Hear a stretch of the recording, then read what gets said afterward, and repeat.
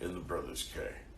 We have, that really spooky scene where Father Zosima kneels down and in the direction, at the feet of Dimitri. What could that mean? Who knows?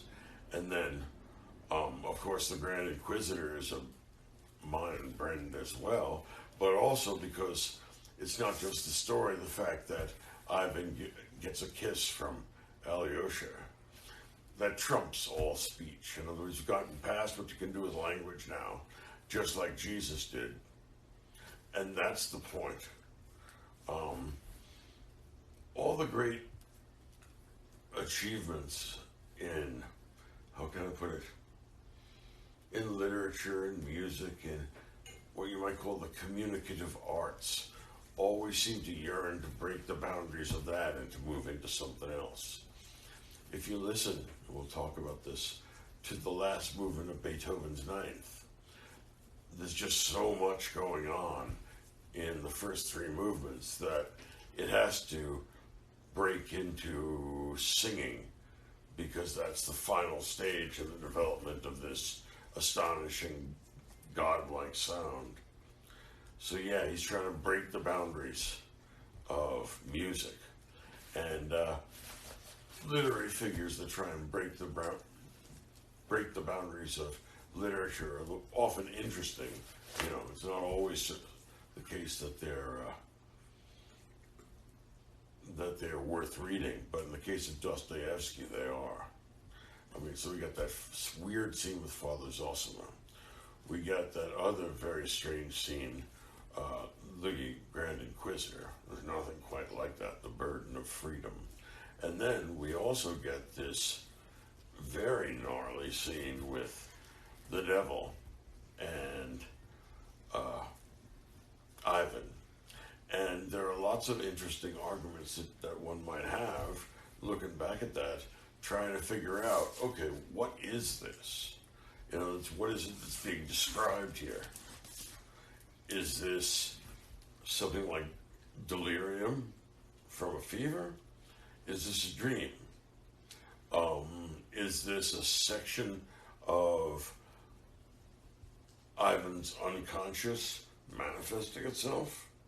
I think it would be the Freudian reading in Freud really liked it. Or is it, what might be even more terrifying, is it meant that the devil just showed up one night? We're not given any way that I can see of distinguishing between those possibilities. So this is another case of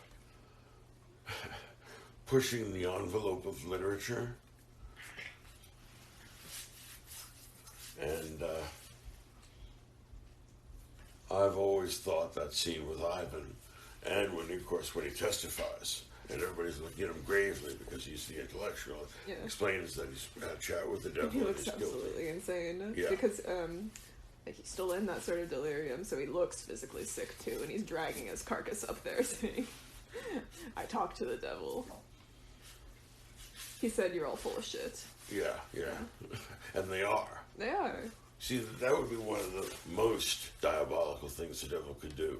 Every once in a while, to say that 2 + 2 is 4. Because people tend to react, the devil said it, so it must be false. Well, no. Regrettably, you actually have to take a look. Yeah.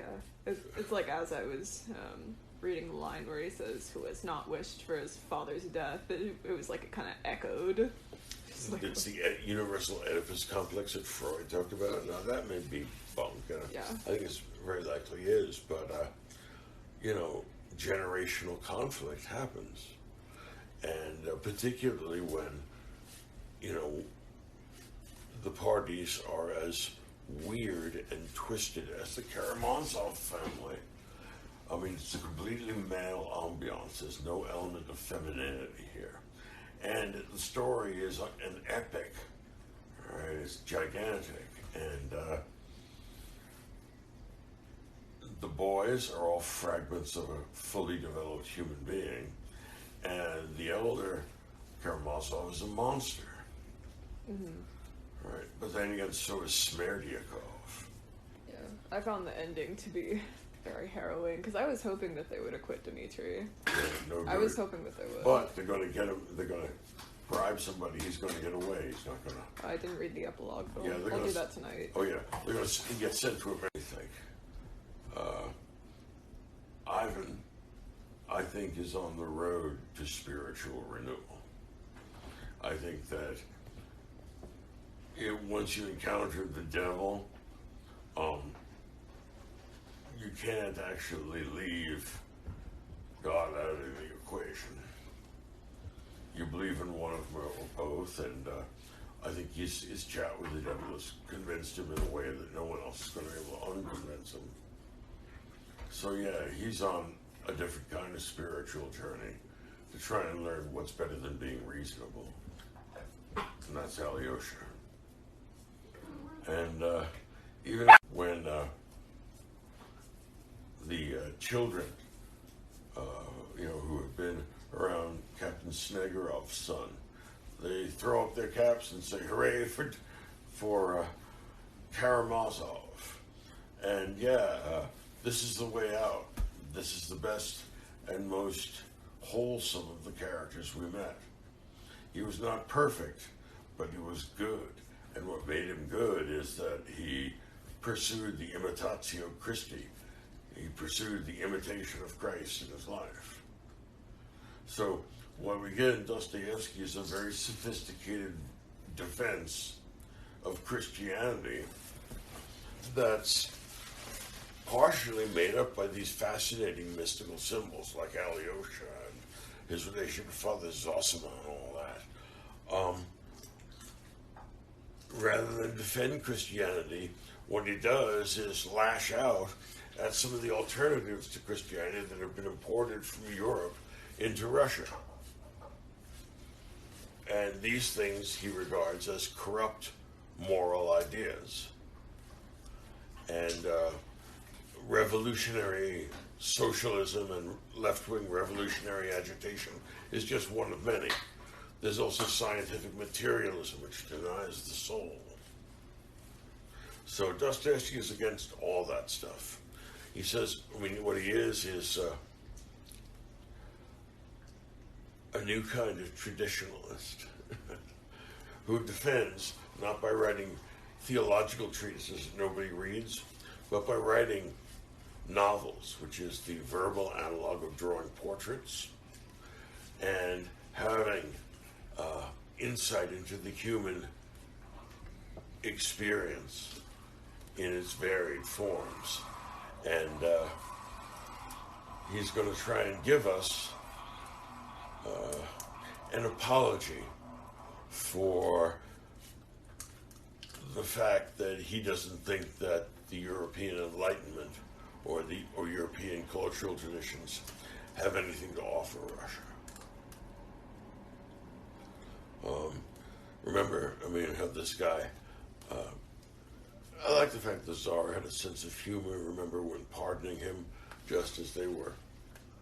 I haven't read the epilogue. Oh, it's not in the epilogue. No, this is the personal life of Dostoevsky. Oh, I haven't read that either. Oh, let me tell you a little about that. What I really know about him. This might help explain why he's such an exciting. Oh, right. When he was staring down the barrel of a gun. Right, and then the Tsar says, "Now you can now give him the reprieve." Mm-hmm. Yeah, that's actually likely to change your view of things. Yeah, what was he even arrested for? What was that all about? Left-wing plotting to overthrow the government. One of those student exercises in futility from 19th century Russia.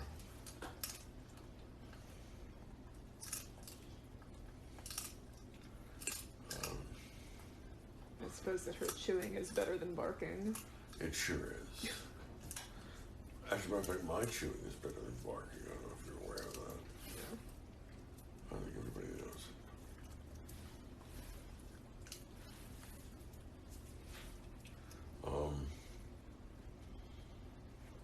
What did you think? About Dostoevsky and this gigantic novel? How did you react to it when you found it? I thought it was an incredible book, actually. You thought it was a terrible book? Incredible. Yeah, okay, sorry. Yeah. Yeah, it is an incredible book. Yeah. it's a mind-blowing book in so many ways. There's a whole bunch about human psychology that I know as a result of that I would have been okay not knowing. Yeah. You know, stupid self-destructive things that people do. Yeah, I finally got to the part that you were describing where she slams her finger in the door and goes, bitch, bitch, bitch. And the problem is people do shit like Yeah. that. Okay, but who has the nerve to admit to it? I mean, to write. Yeah. Yeah, to publish it. Mother of God. God, no, and he describes exactly what that finger looks like. Yeah, and it's black and it's losing the nail. Yeah. Oh. And the problem is, thank you, sweetie, that human beings are not the rational profit maximizers of economic theory. They do all kinds of stuff for all kinds of reasons. Only some of which are economic. But even the idea of self-interest, you can't even depend upon that. That's how fucked up people are. Sometimes people will sabotage themselves just because that's what they do. Sometimes people like to hurt themselves. And of course, there's a great essay by Max Weber. I think it's People Who Are Destroyed by Their Own Success. And that part where she slams the door, I can't help but think, there's really no need for that at all. And yet, here it is. Yeah, that's the point where you just kind of close the book and stare at the wall for a second. Yeah, that's exactly. Oh, yeah. Or you get up and walk around talking to yourself, just, I'm not certain that I can process that. Yeah, you have a larger tendency for pacing than I do. Yeah, that's right, of course. But there is a point where you have to say, all right, time out. Dostoevsky says you're going to be like that. You're going to get a timeout.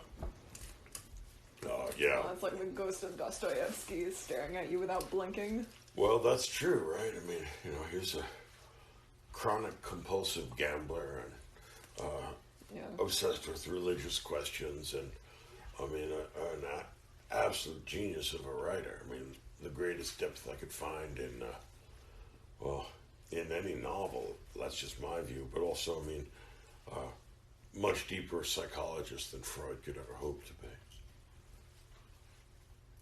Actually, we learn more about the psyche from art than from science.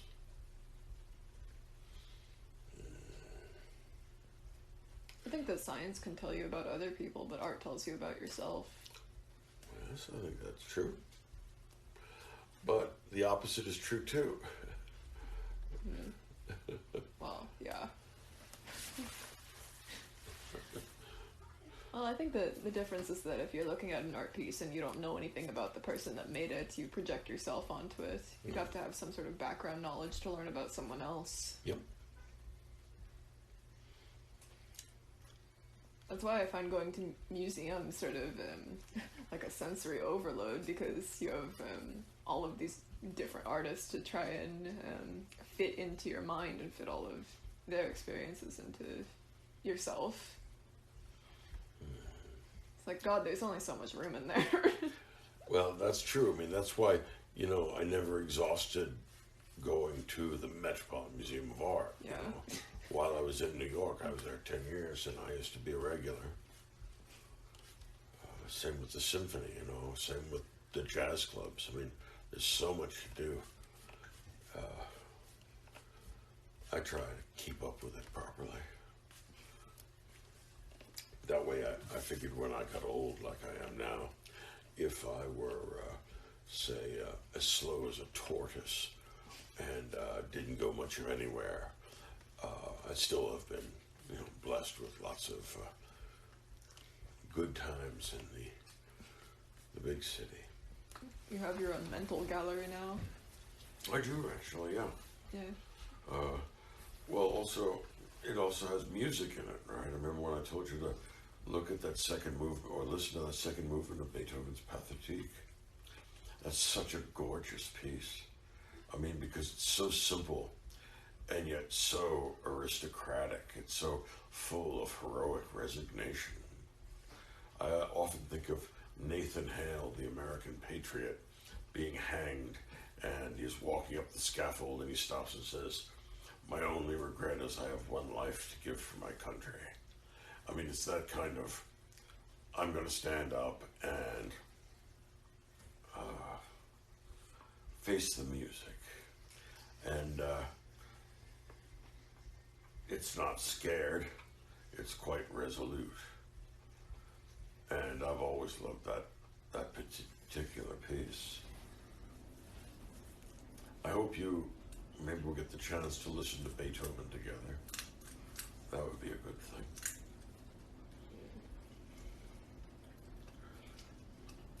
I'm so happy for you and so proud you're going away to get an education. Yeah. And you're going out of the country.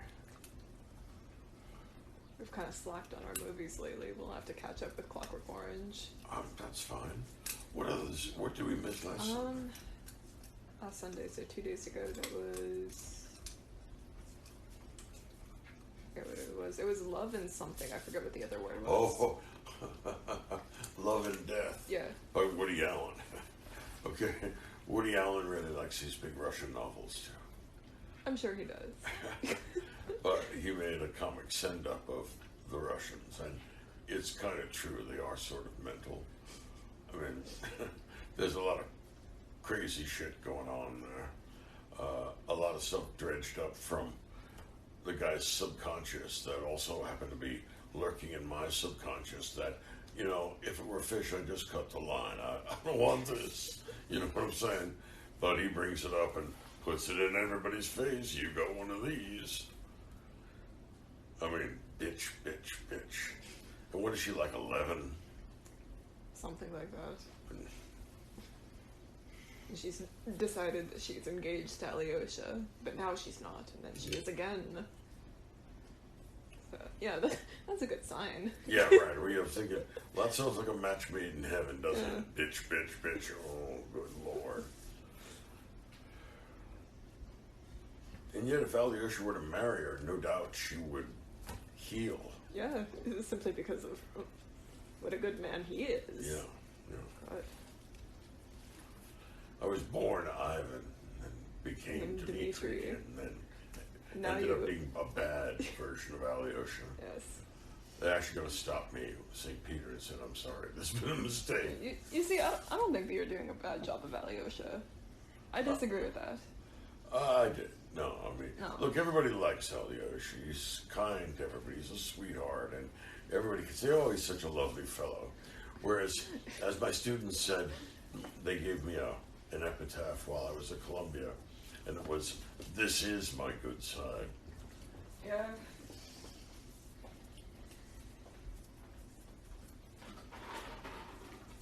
You don't have the same anger, but you do have the same presence as Meryl Streep in The Devil Wears Prada. You do have that sort of air about you when you walk into a room. What does that mean? You see, you're intimidating, but you're not actually mean. Oh. No, Meryl Streep was actually mean. She was a little... Yeah, I know. That's why I said She was that a you're only crazy like that. bitch. You're like that externally. Yeah. Well, you know, people wouldn't be wrong in saying that I'm a crazy bastard. It's been a long time since I said that. Yeah, probably so.